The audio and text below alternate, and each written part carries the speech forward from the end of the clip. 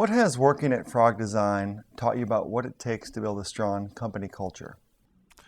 Well, I would say that with a 40-year legacy, Frog has learned a lot about culture and maintaining and growing it, incorporating kind of challenges and incorporating new fields, new ways of thinking. But I'd say what I've learned so far is actually around the importance of bringing in people who don't see culture as a separate thing from their everyday interaction with everyone.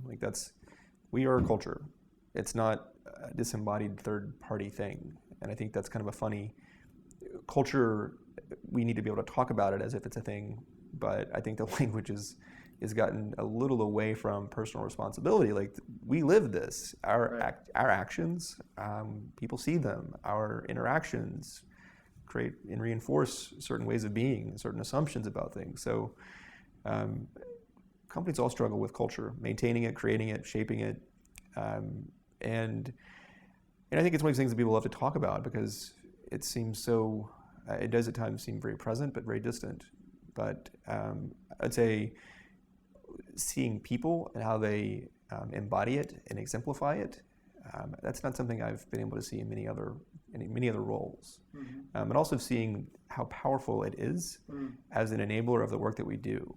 A year ago, I spent several months working abroad, mostly with other frogs, but on a client site. And it's amazing how palpable, how physical the presence of culture is, even in the actual layout and the way you interact with the space that you're in. So culture, again, it's something that's personal. It's something that is in the things and the movements through the space. It's how you use the space. It's in the types of interactions you have with people and how that space helps to fulfill that and create that. Being there and not having that, and trying to generate that, because it's actually necessary for our work, requires a lot of really strong leaders and a lot of people who have the capacity for creating that kind of reality distortion field, which I was very proud to see several people could do.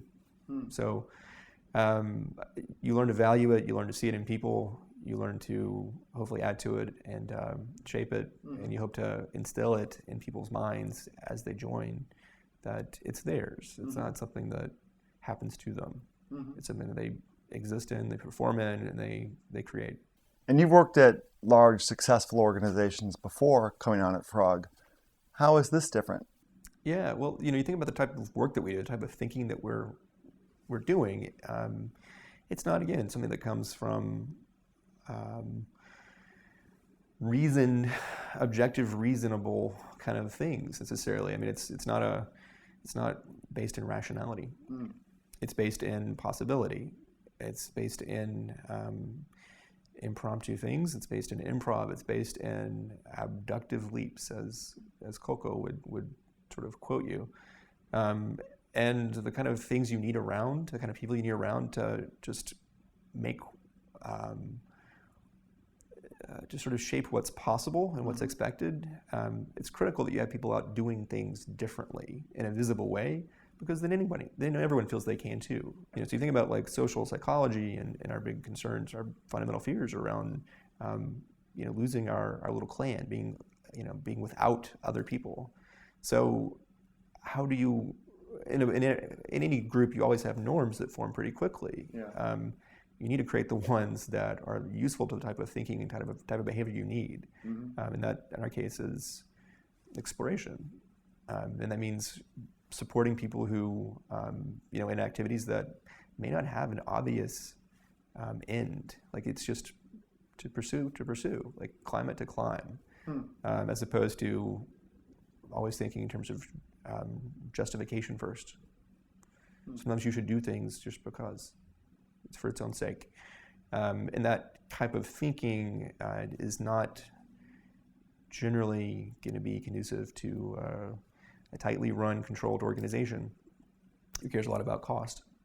It's not to say that we're wasteful, but I'd say exploration and doing new things it's fundamentally not going to come with the same level of like reliability and efficiency as making things on a factory line.